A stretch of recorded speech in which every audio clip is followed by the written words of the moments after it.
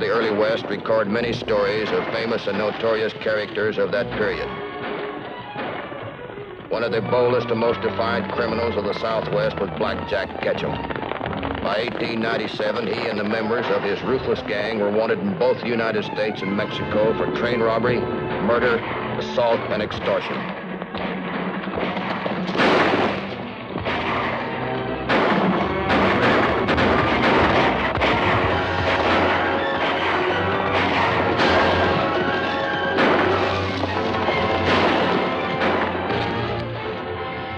Pass the word to the boys. Tell them to get out of this any way they can. Tell them to meet me at the Cullen Ranch, Clayton, New Mexico. All right, Black Jack.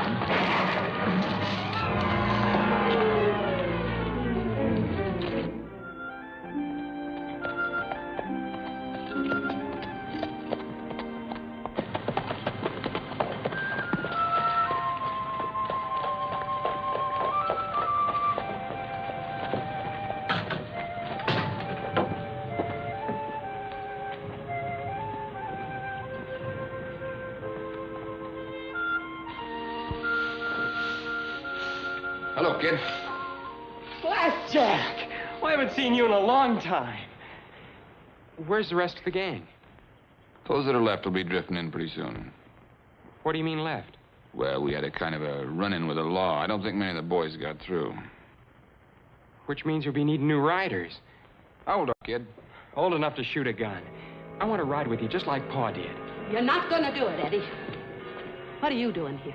Why don't you leave us alone? Well, I'm going to have to hide out here a few days, and Eddie said that... Eddie's not riding with you. He's my son, and I'm not going to see him shot down and killed like his father was.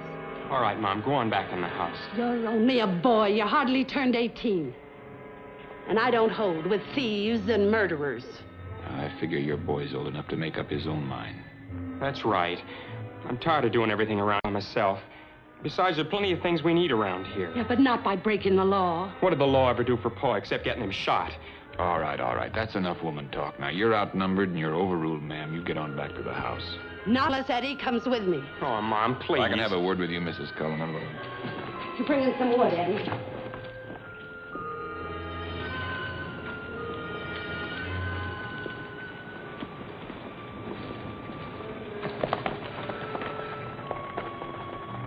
All right, it's just the rest of the boys. It's all set for gang, Black Jack. Hello, Miss Cullen. Too bad you weren't all killed off. Now, look, Mrs. Cullen, we're sorry you lost your husband, but we're going to have to hide out here for a few days. And I'd advise you not to go running into the law. If you don't want something to happen to that boy of yours. Now go fix something to eat. The boys are hungry.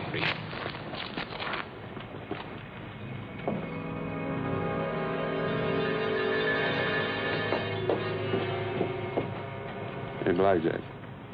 You hear about the oil strike out in Big Canyon? Yeah, I've been thinking about it. You know who made that strike and is going on us now? Huh? Andy Stone. Andy Stone. Yeah. He's president of the oil company. When did he get out of Leavenworth? About 2 years ago. He hit a big gusher up there, and he's making money faster than we can steal it. Hey, Eddie. Come here, boy. Here, I'll take that into your maw. Look, get yourself a horse and throw on a saddle. I want you to run into town to the post office with a letter for me. Sure, Blackjack. Anything you say. That's Steve Cullen's kid? Yeah, chip off the old block. He wants to ride with us. Who's the letter going to? Andy Stone. An extortion note sent to an oil company executive named Andrew Stone brought my partner Frankie Adams and myself to Clayton, New Mexico. I'm Matt Clark, railroad detective. We were assigned to the case because the extortion threat was aimed at the oil tankers of the railroad we represented. Bill Joe, the local sheriff, arranged a meeting with the victim of the extortion note. Hello, Sheriff. Hello, Matt. Glad to see you. We've been waiting for you. Frankie Adams, Matt Clark, Mr. Stone, president of the Intercity Oil Company. Glad to know you, Mr. Stone. How do you like that for colossal gall? Either I pay $10,000 to this anonymous bandit, or he blows up your tank cars and my oil. There's two ways to look at a case like this, Mr. Stone. Either you pay up, or wait and see what happens. Mr. Clark, you probably know my past history. I was on the wrong side of the law once and served 6 years in the penitentiary to pay my debt to society. Since I've got out, I've worked hard and gone straight, and I've done well. Right now, I control some of the biggest oil fields in New Mexico. I'm not going to pay off to anybody. I've got the law on my side this time. Glad to see you take such a firm stand, Mr. Stone. That's exactly how we feel about it. In case that's not an idle threat, Matt, what kind of precautions do you intend to take? Well, this says that if Mr. Stone doesn't make the payoff by the 15th, they'll dynamite the oil cars. That gives us 5 days. From what point do you expect to ship your next run of oil, Mr. Stone? Along the Blue Canyon spur. Can you give us help patrolling that section of track, Sheriff? You bet. Glad to meet you, Mr. Stone. We'll see you later.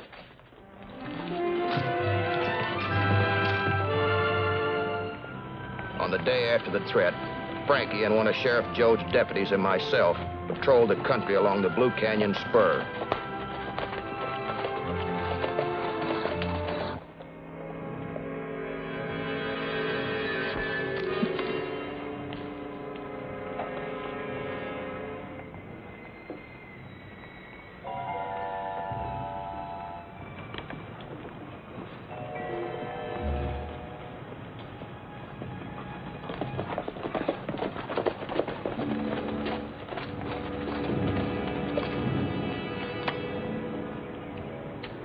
Might be one of the sheriff's men. I'll check over by that trestle. You move on ahead and take a look at that tank car it's supposed to move out today. All right, Matt.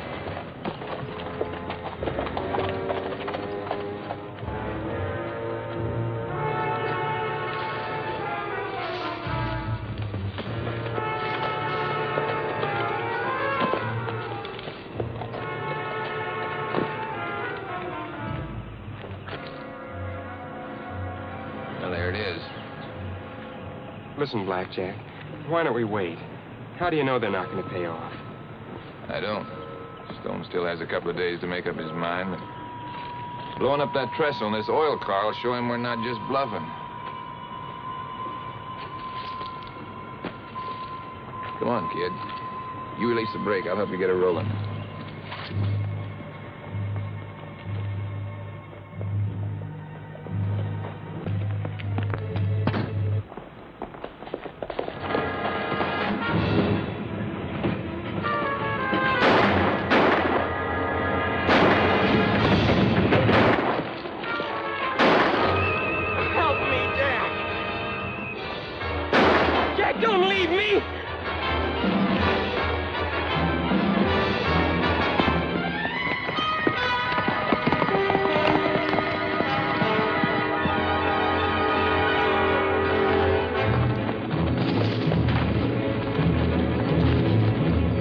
Stay right where you are.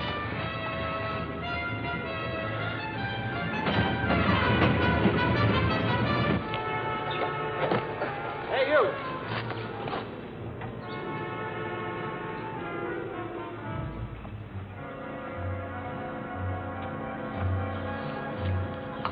What are you doing up there? Checking the braces. I'm a railroad man. Yeah? I see your card. Not right now, mister. I'm leaving. Just a minute. All right, get over there. Come on. Now sit down. You don't work for the railroad.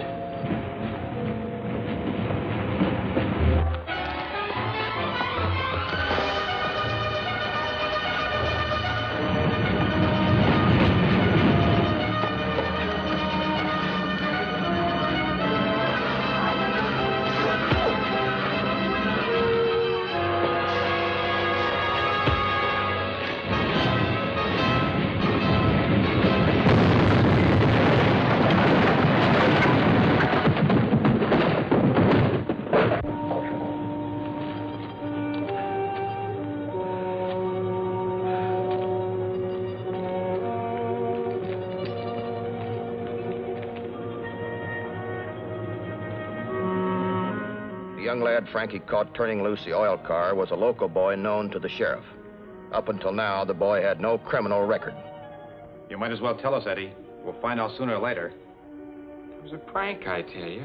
I set the car loose on a dare. Who was the man with you? I don't know. You called him Jack. Did I? I call lots of people Jack. It's the way I have of talking to people. Like, hi, Jack. So long, Jack. You know.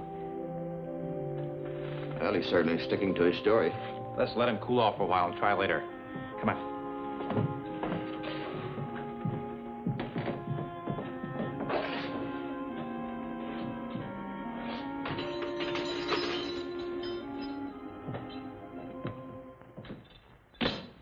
Well, Matt, what now? Did you tell me the boy's father was killed in a gunfight a few years ago? That's what I heard. I wasn't in this part of the state at the time. Why? Well, the name Cullen seems to strike a note, but I just can't place it. Does it mean anything to you, Frankie? Mm-mm. Do me a favor, Sheriff. Send wires to Tucson, Denver, and El Paso police departments, requesting a rundown in the name of Cullen. I'll get right on it. Good. I've got an idea, Frankie. Let's go have a talk with Mr. Stone. Fine.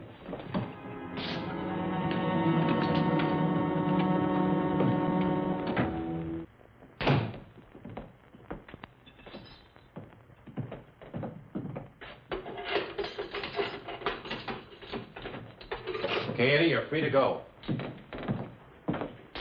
How come? Writ. Insufficient evidence.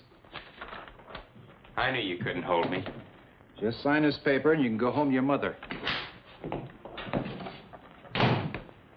My oil goes up in smoke, and what have you people been doing about it? Nothing. Absolutely nothing. Just a minute, Mr. Stone. Never mind the excuses, Sheriff. Where's that railroad detective? Well, presently out on business, sir. Well, when he comes back, you tell him I'm through with him and his railroad. Tell him from now on I'm shipping my oil by wagon.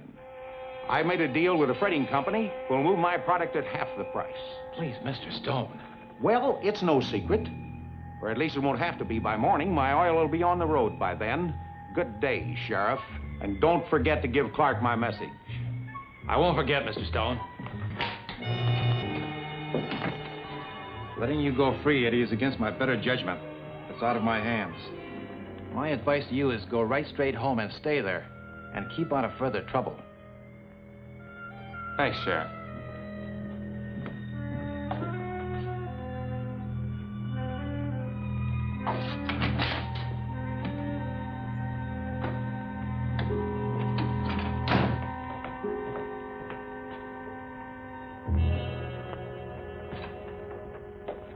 Did you hear? Yeah, every word. Went off perfectly. You did it beautifully, Mr. Stone. Edwin Booth couldn't have done better. I don't know. Seems to me we're taking a lot of chances just to catch a gang of crooks. I've got a mind to pay the money and forget the whole fight. You can't do that now, Mr. Stone. We've gone to all the trouble to muster the finest band of fighting men in the territory. They're anxious to bring law and order to the Southwest for once and all. If they're willing to risk their lives, it seems to me you could risk a contract. Sure, it's only money. But if that oil doesn't go through, I'll be wiped out. I can't tell you not to worry, Mr. Stone. We'll have enough fighting men driving those wagons to get us through a troop of cavalry if we had to. You win. Forget what I said. Much obliged. Put your top men on the wagon, Sheriff. You and I'll follow with the posse and move in at the hottest spot. Let's go.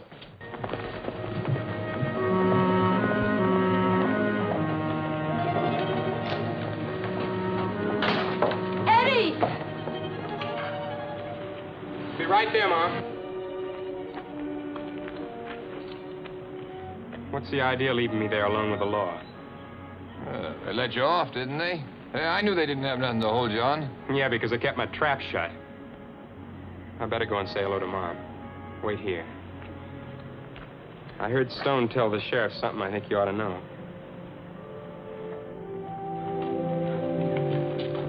Mom. Come on in the house, Eddie. I gotta know the truth.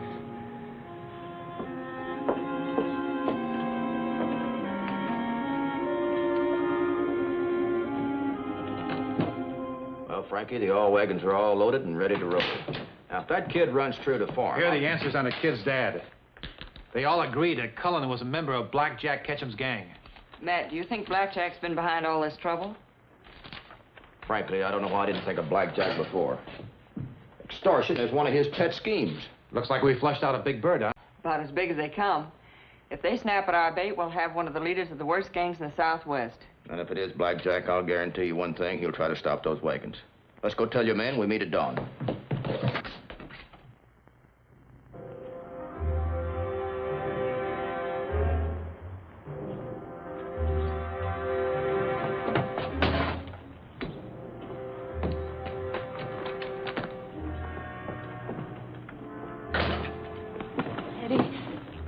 Daylight, where you going?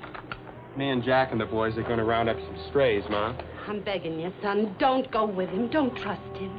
You singing that same old tune, Ma? Now, look here, you're going to listen to me. For once, you're going to listen to me. Do you know how your father was killed? Do you really know? Sure, Blackjack told me all about it. The law gunned him down when he came out with his hands up. He didn't even have a chance to pray. The law shot him because he came out shooting. Because Ketchum sent him out to draw their fire so that Ketchum could get away. Why are you making up that silly story to turn me against Jack? No, it's the truth, I swear it. Your father made his way back here. He was dying. He told me how it happened. Just before he died, he told me. Why didn't you tell me before now? I didn't want you ever to know. There wasn't ever any need for you to know. Hey, Eddie, come on. Yeah, Jack, I'm coming. Don't worry, Mom.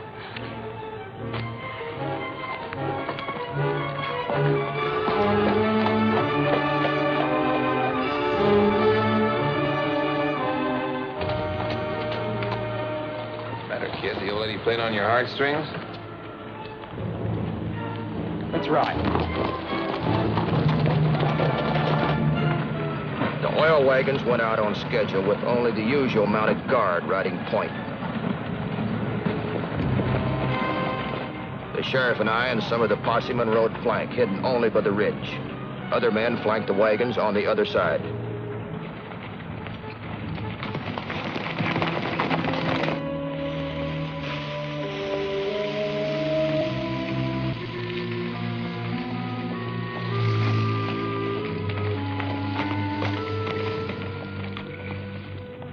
Boys all finished with the kerosene? Yeah, the stuff scattered all along the canyon.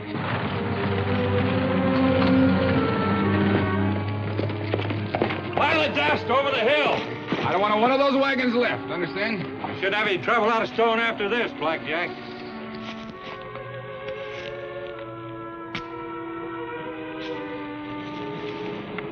Okay, Eddie, set off the brush. When you get through, be waiting for you in the rocks. All right, get going.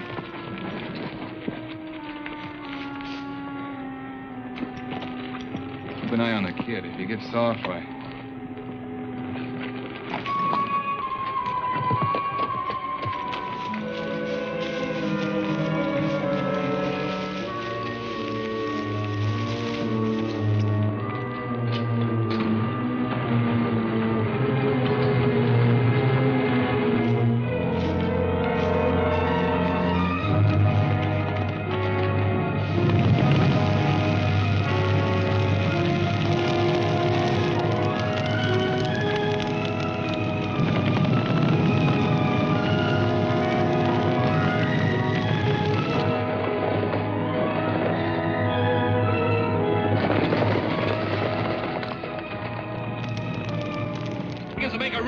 We'll cut over the hill.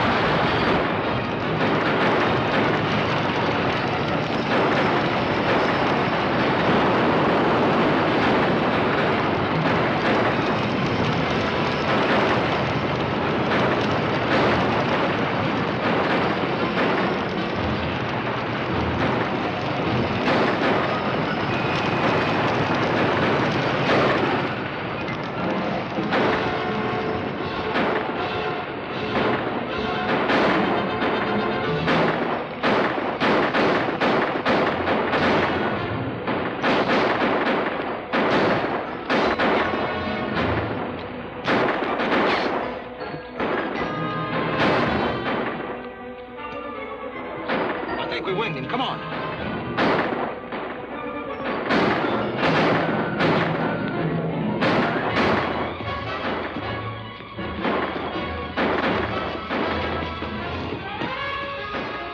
We're trapped.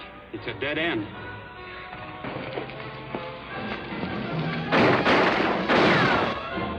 Looks like we'll have to make a break for it.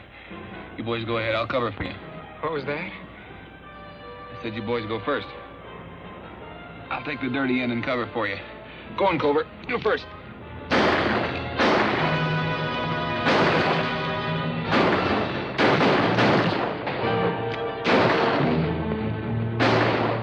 They got poor Covert. Go ahead, kid. You try it. Have you cover for me like you did for him? Like you did for my dad? You run out of here or I'll blow you out. Now move! If we go out, we go together.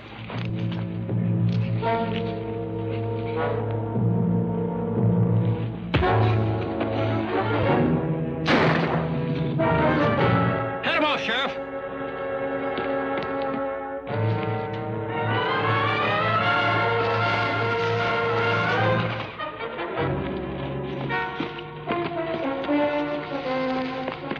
All right, Blackjack.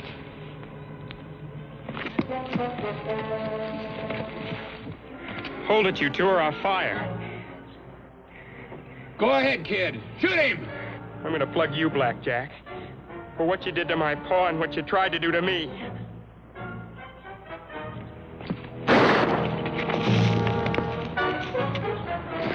Oh! Get up there. What are you saving him for? Why didn't you let me kill him? Take it easy, kid. We're saving him for the hangman. I don't know why I ever got mixed up in this. Wish I didn't. Wish it was last year. Guess some kids have to learn it the hard way. It's too bad you had to be one of them. Come on. Come on!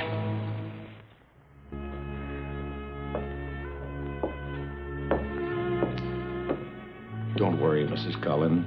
The doctor says his wound isn't serious.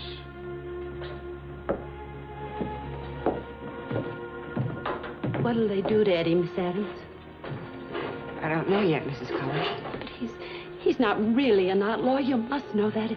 He's only a boy, barely 18.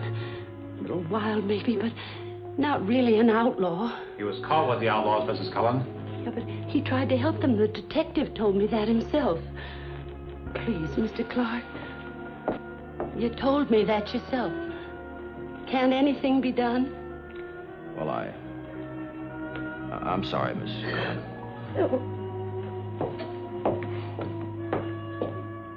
Ketchum, was this the first time Eddie worked a job with you?